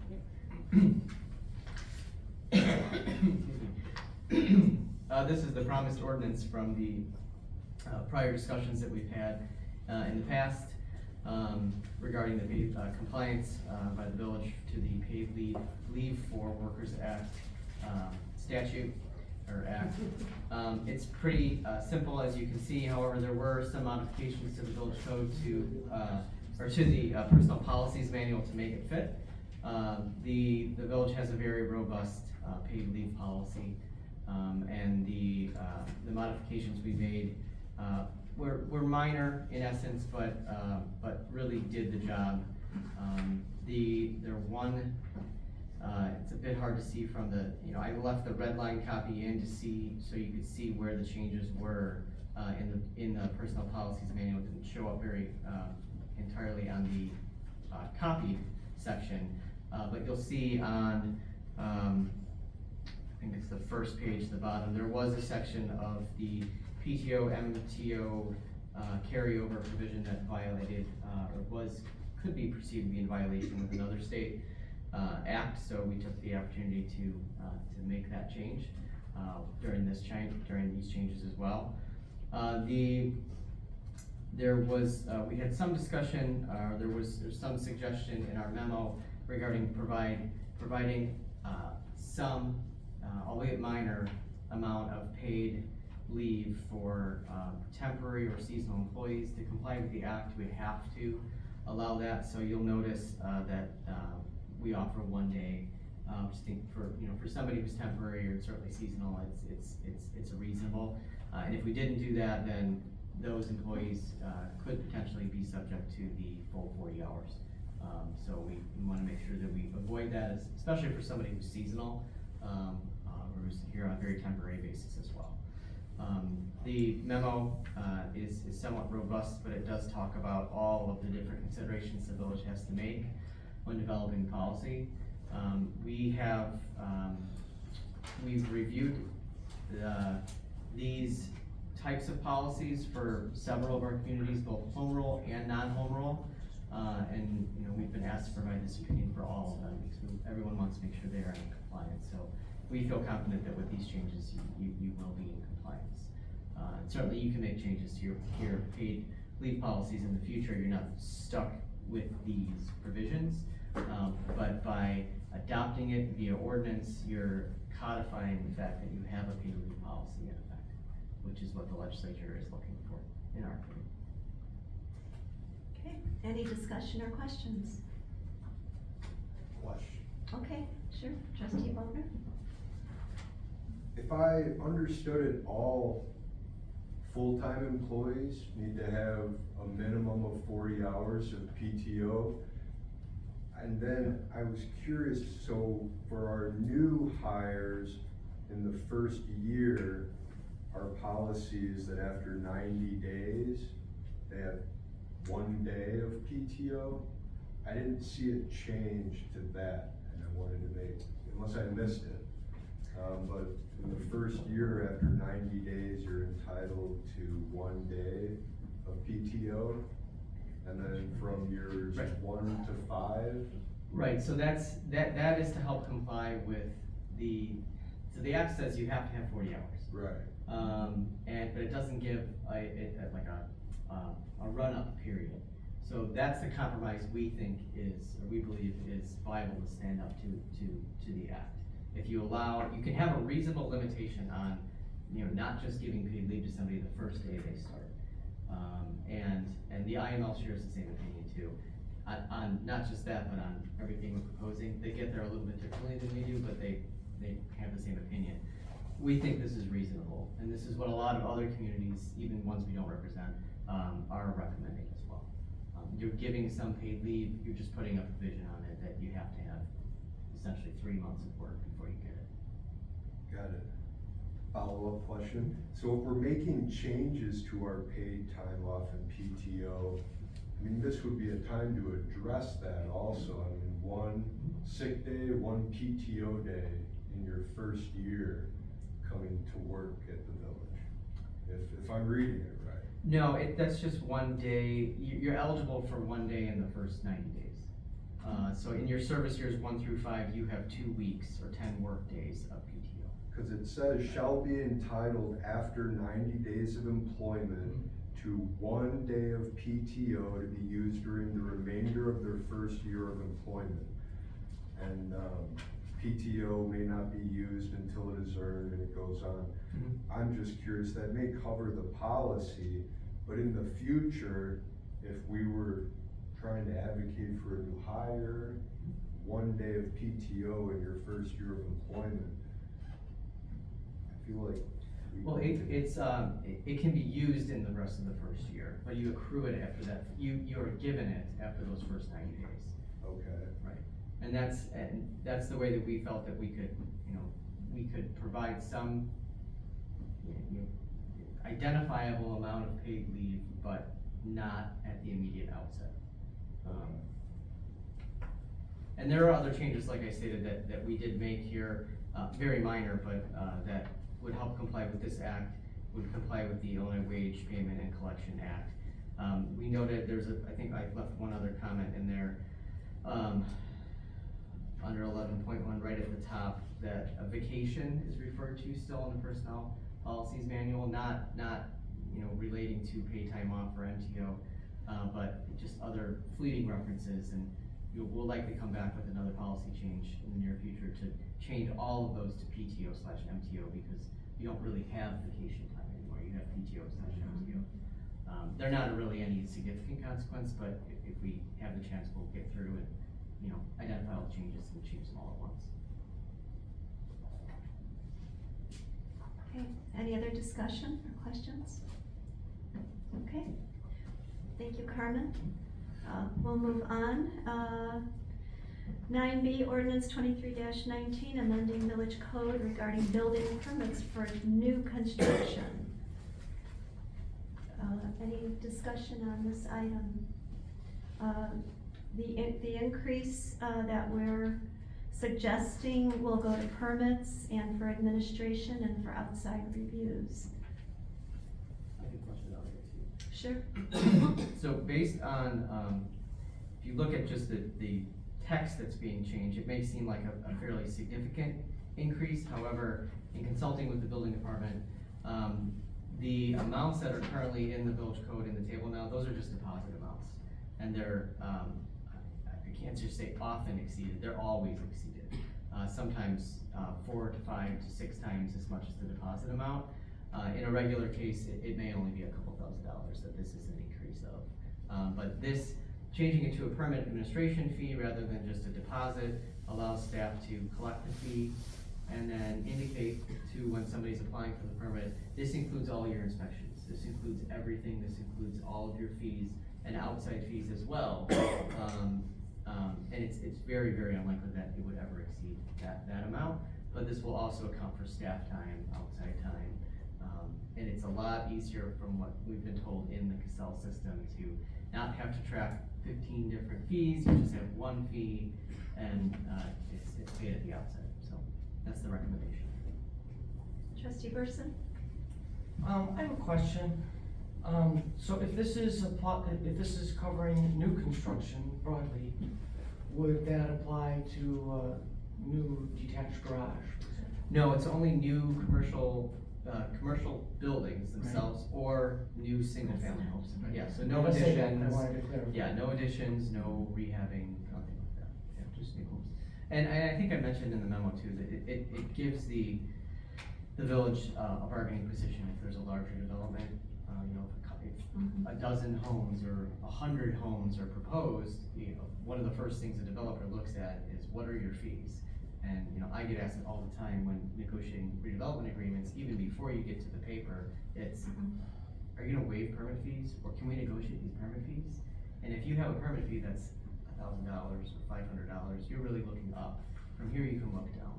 Sure, but that, I mean, that presumes that we're soliciting development. Of course, right? it just, So- if there's something that would be, arguably could be, built in the village, it gives you that opportunity to have the upper hand. Thank you. in front side. All right, any more discussion? All right, we'll move on. 9C, amendment to village code regarding contractor registration and building permits. And trustee Boatner has been working hard on his contractor registration proposal, so I'll give him the floor. Thank you. I did prepare something, just quickly, a quick overview of what this is and why it is a valuable change to the building code. Our community's uniqueness must be reflected in its policies regarding all department functions. Contrary to a one-size-fits-all approach, our village policies, including the building code, must resonate with the sentiments of our residents. The proposed amendments are tailored to ensure alignment with our community's preferences and practices, providing the autonomy demanded by our residents while ensuring construction-related tasks with levels of risk to public health and safety are still permitted and inspected. Our residents take pride in independently maintaining or hiring professionals to service their homes. I have previously shown on a report collected from the building department that roughly 10% of homeowners engage the building department when performing routine home maintenance. Our current building code requires building permits for almost every home maintenance, replacement, or mechanical system upgrade in the home. The proposed amendments acknowledge and respect this spirit, offering the freedom to legally engage in maintenance of your home without the burden of unnecessary permitting for routine tasks. The proposed changes create a balance between homeowner autonomy and the regulatory frameworks that dictate the systems and procedures of the building department. It is crucial to clarify that the proposed amendments do not eliminate the necessity for permitting. Rather, they refine the process. This approach allows residents to continue legally maintaining their homes without unnecessary bureaucratic hurdles, provided that they adhere to specified, simplified criteria. All work must be done by a village registered contractor. Registered contractors adhere to the easy permit process. The easy permit process is not an elimination, but a refinement, a tailored response to the unique needs and practices of our community. By aligning our policies with community values, we enhance efficiency, encourage responsible home maintenance, and foster a harmonious relationship between the village and its residents. To enhance efficiency without compromising safety, I propose a distinctive contractor registration program. This initiative is designed to streamline procedures while ensuring that work within the village is performed by licensed, bonded, and insured professionals, a complementary program to the easy permit process. The contractor registration would serve multiple purposes, offering benefits to both the village and the residents. The program is not merely an administrative tool, but a strategic contributor to the building department's financial health. It addresses previous deficits, ensuring financial stability and sustained service provision. With minimal initial investment, the village stands to gain significant returns. The program provides valuable service to residents, enhancing overall community well-being and the financial health of our municipality. Annual contractor registration is poised to reduce expenses for homeowners. This reduction extends beyond permitting costs, encompassing contractor overhead associated with application and extensive inspection processes. The program is a beacon of transparency and accountability. It facilitates easy access to registered contractors, fostering enhanced oversight and resource allocation for the betterment of our community. A unique feature of our program is its prorated expiration, aligning seamlessly with the earliest required document to register as a contractor. This eliminates the need for follow-up tasks, additional office overhead, and ensures a smooth and efficient process. In summary, the proposed amendments to the Campton Hills Village Building Code are not just administrative adjustments, but a strategic and holistic approach to community governance overall. We aim to strike a delicate balance between community values, safety imperatives, and the autonomy of homeowners. These changes, when implemented, will not only reflect the unique character of our community, but also bolster the efficiency and effectiveness of our building department. Outside of that, everything that I've been working on is attached to the agenda. If there's any questions. Okay, any questions? Trustee Burson. Firstly, thank you. I've been following this with you for several months now, and I think it's a really great effort, and really appreciate the work that you put into it.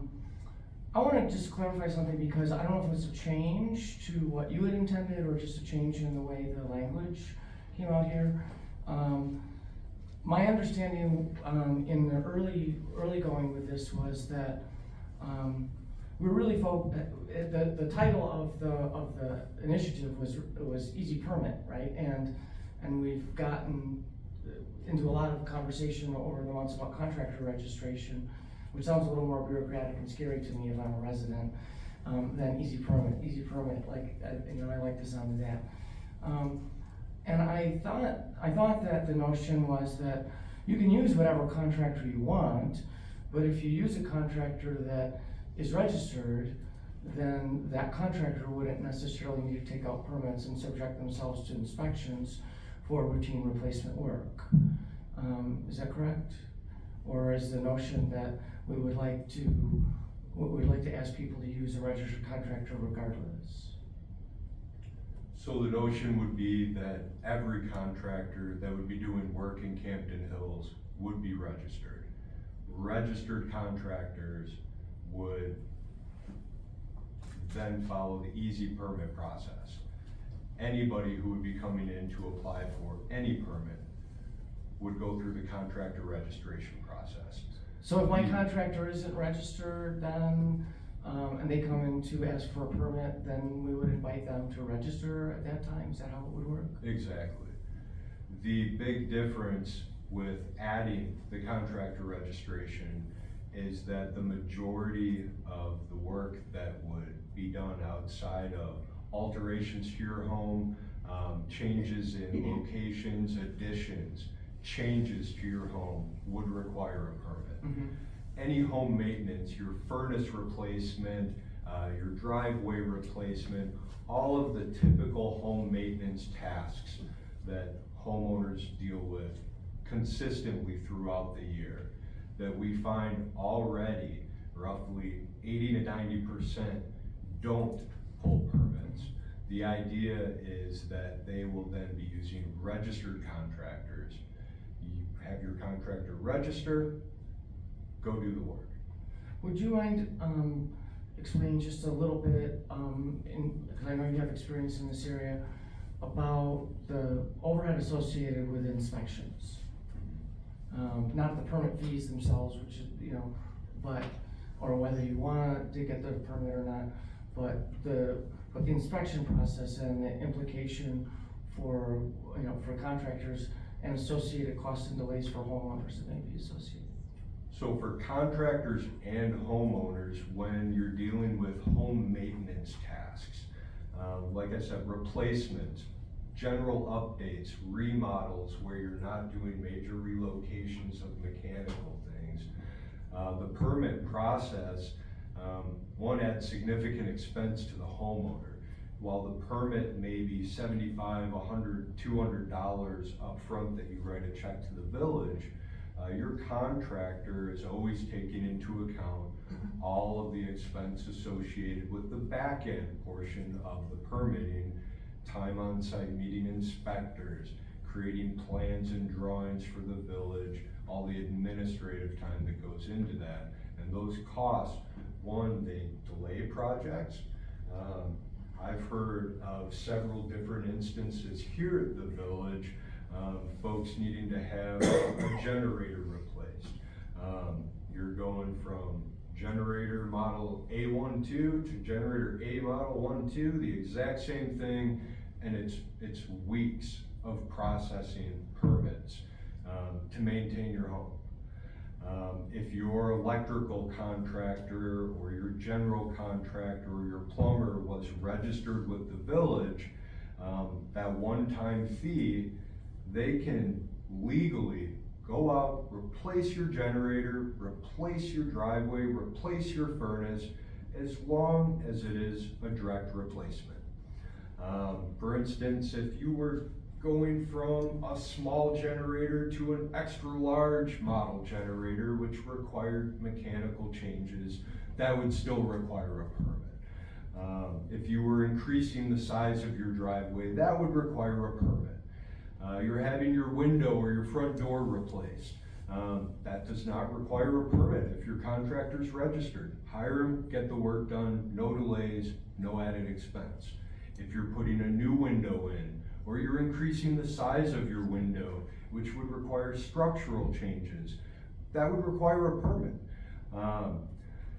Really eliminating all of the things that we already do day in and day out. Maintaining your home. The idea is to give the residents the autonomy and the control to maintain their homes, which they're already doing, but now they're doing it legally. Trustee Muncy. Okay. Thank you, President. A few questions, if you don't mind if I pose this directly to Trustee No, that's Fodor? fine. Okay. Thank you. So, you had estimated 80 to 90% of residents / contractors don't pull permits right now by your estimates with working with the building department. Yet, at this point, based on the benefits which you perceive and you believe that we can inform contractors of, that you're gonna increase the number of contractors that pull permits when we tell them they have to register, they have to pay a fee, they have to have a bond requirement, and a certificate of insurance. You think that's gonna increase the number of people that come in to get permits to interact? No, I think that it'll decrease the amount of permits that are issued.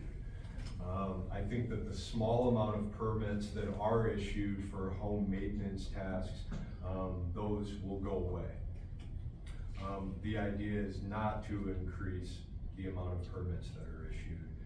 The idea is to encourage residents and folks in the community to either work off of the village's list of registered contractors, who we can ensure are licensed, bonded, and qualified to do the work.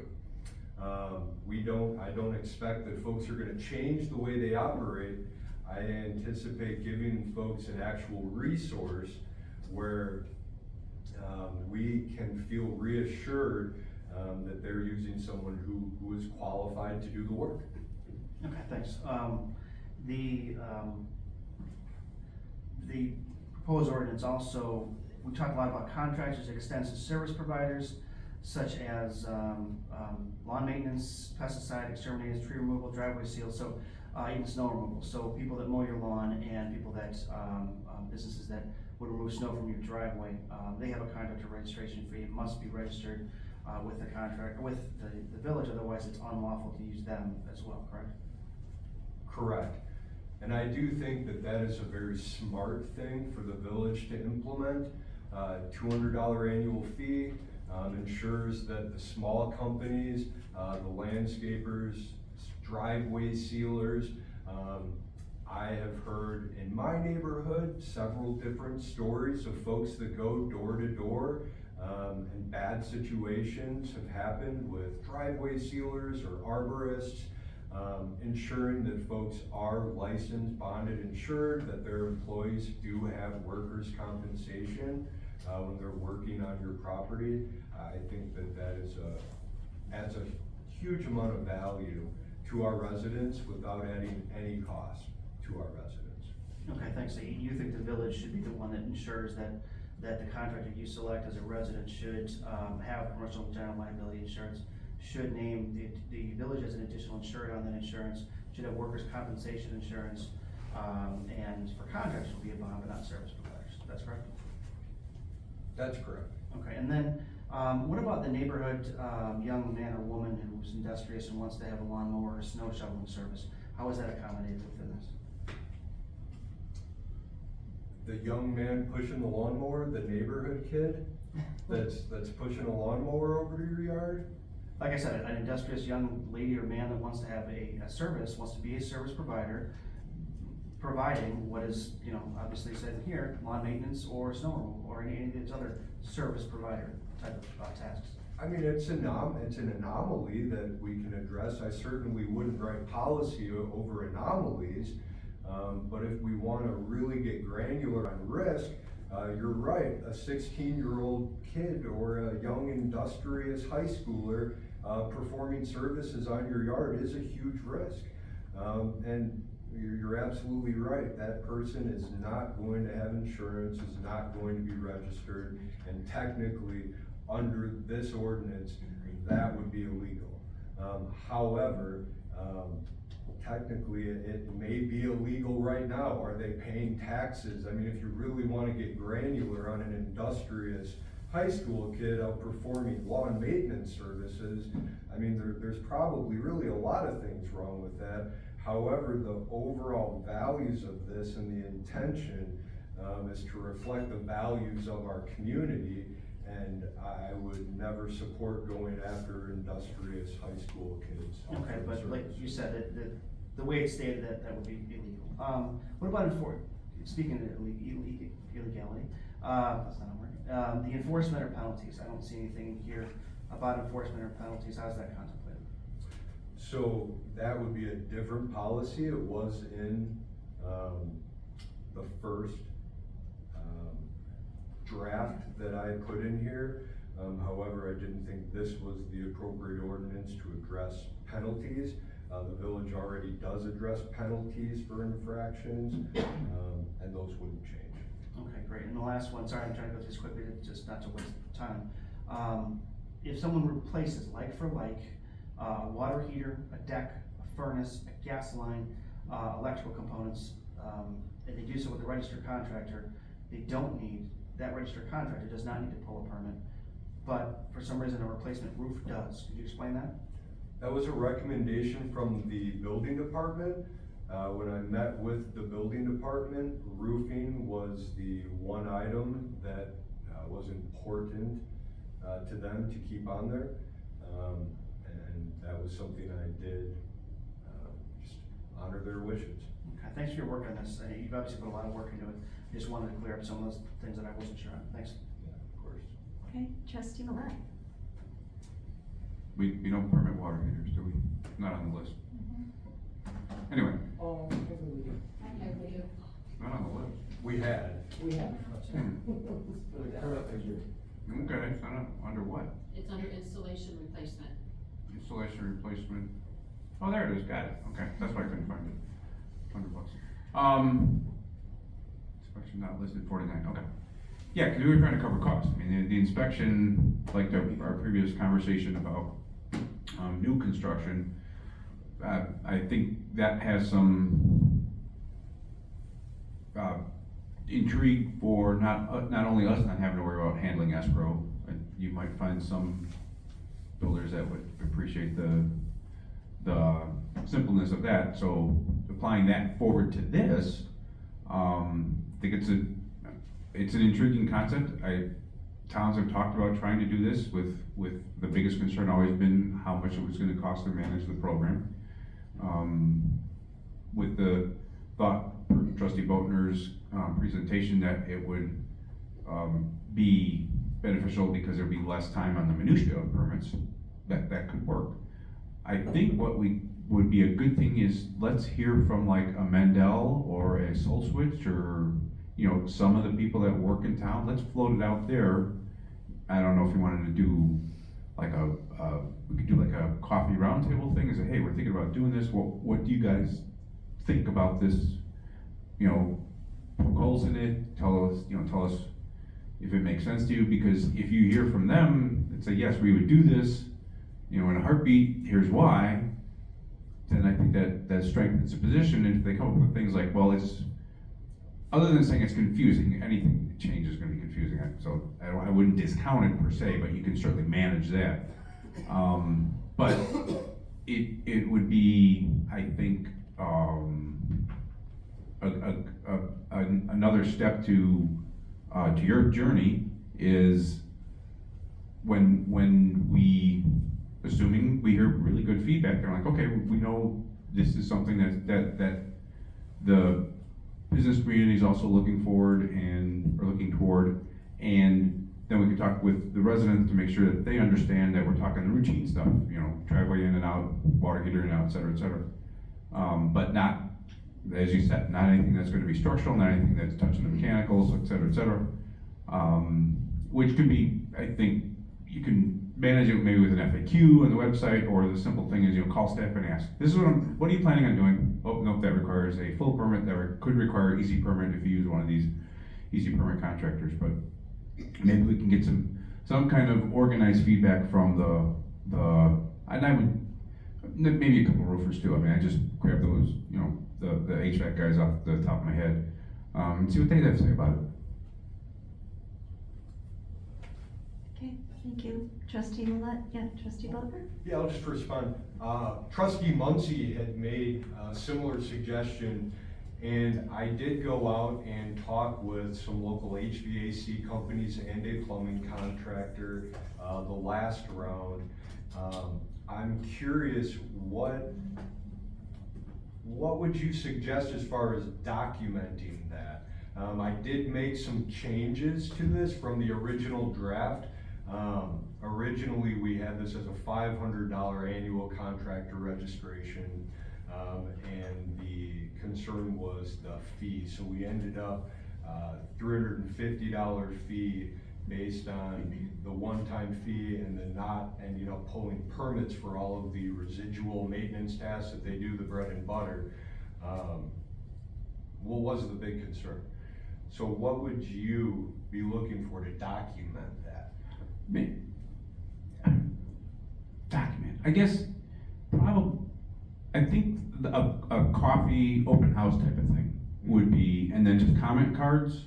Mark, I mean, would that be, we could host something here and just have like a comment card thing or you email with your comments on this proposed, I mean, they may not show up, but you can say, here's something we're thinking about, what are your, and then that would certainly get to straight documentation, you have people write back to you. But then you can also. I think we'd have to use like the community accounts to get the Okay. word out, because people, they're just not gonna know, and we don't have a long list of vendors or, from handyman all the way up to HVAC, companies that are with phone numbers that we keep currently. So we have to really do an outreach program to get feedback of what contractors. Yeah, I mean, start with who's pulling the most permits now, right, that we can figure out. Yeah, there's, I think, electricians and plumbers. Standard in every village. And I will. Go ahead. I will make one more comment just to regress back to like fundamentally why this is even an issue on the table, is that we're not eliminating a process where, there's major compliance and 75–80% of everybody knows about it and is aware is coming in pulling permits. This is something that practically doesn't exist as it is.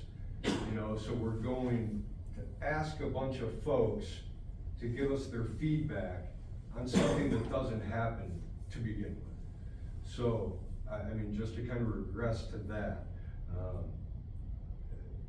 10, maybe 15% of the community actually is even aware of this or does pull permits for this long laundry list of items that are required to have permits right now. I mean, you replace your front door, village requires you to pull a permit. I mean, it really needs, that's not the community we live in. Folks don't run down to the village hall when they wanna work on their home. You wanna replace your window, you go down to the Home Depot, you order a window, you come home, you put the window in, or you hire a guy to come out and do it. Now, make sure he's registered, hire the guy, tell him go down, pay the money, register, install as many windows as you want in Campton Hills this year. No permits. It's not as huge of a change as you may be perceiving it to be. We're really just adapting something to give the homeowners a resource, continue operating the way you already do. We don't wanna fine you and penalize you and, you know, add in contractor registration, continue doing business as usual. I think half the reason many contractors don't do permits on these types of things is because it is just so out of control. I mean, the permit process and inspection process, you go and do a job that may take them a few hours. They spend as much time pulling the permit as they do doing the work. So certainly I think a coffee roundtable or a community group of folks coming in to talk about this is fine. But this is not, you know, some, you know, major, this is already how things are. We're not really changing anything. There's not gonna be more or less permits. There's hardly any anyway. So, thank you. All right, trustee Munson, Because one just more one comment. just one Yeah. more, I just wanna support something that trustee Bowler said. I think also, the way you put it was that they spent as much time, they probably spent a lot more time waiting for the permit to be addressed, especially in some cases if we have delays, then they could do the window 100 times probably. So that's something that I think a roundtable or coffee or whatever would also be a good selling point, to get it out there, to let people know there are benefits to this. You're not gonna experience this type of delay. If you come in and you're registered and you know what things you can do and you're replacing like for like, you can just do it and you don't have to worry about it. And so the benefits could be advertised through these things, and get more people on board with it, because as trustee Millette said, it's confusing at first, every change is, but I think if we sell it a little bit, it might, maybe it'll come off a little better, just an idea. Okay, thank you, trustee Muncy. I think we'll move on now. Everybody's good. All right. Just if I would, Sure. I think we'd have to be very clear that anything that required zoning review would not be exempted. Because that is the biggest friction point that I've noticed Yeah, in the good point. 6 weeks I've been here, is that neighbor X is doing a deck or a pool or anything that adds to a structure, and they are get very nervous about that. And we wanna make sure we still require that zoning review occurs. Yeah, thank Because you. that will stir people into civil war with each other. All right, we'll move on. Number 10, additional items from president, trustees, or attorney. Trustees or attorney, any other comments? I just want to publicly thank trustee Burson and Holly Barron for updating our village's sound system. It's 100% better, thank you. And they just volunteered and came in and just did it on their own. Then I want to thank trustee Tim Morgan for taking down our former tenants' signs. We have tenants that rent from us next door. Those signs needed to come down. Saved us quite a bit of money by doing that. And then Tim Morgan and Chief Levan went out and on a Sunday morning and pulled down the old Christmas lights on our Christmas trees outside. We're all getting ready for Holiday in the Hills, and we're gonna get new lights with a grant. We were awarded a grant of $5,000, and so I wanna thank everybody for that. Yep, new lights, we're gonna get new lights. I usually don't think Yeah, ComEd actually is the source of the grant. It is, ComEd is, you're correct, yeah. Cool session. Okay. I'll entertain a motion to move into closed session, and it'll be brief. And I just want to say there's no action items for the public. You can stay if you'd like, but we won't be voting on anything after closed session today. And, okay, closed session for appointment, employment, compensation, discipline, performance, or dismissal of specific employees or contractors, or B, litigation that is filed and pending or is improbable or imminent. Okay, motion? So moved. So moved by trustee Millet. I'll second. Second by trustee Morgan. Roll call? Trustee Millet? Aye. Trustee Morgan? Aye. Trustee Bodnar? Aye. Trustee Burson? Aye. Trustee McAlvey? Aye. Thank you for coming. Trustee Morgan? Muncy, aye. All right. I'm down. Interesting. Oh, I'm good. Sorry, let me turn this off. So I don't forget.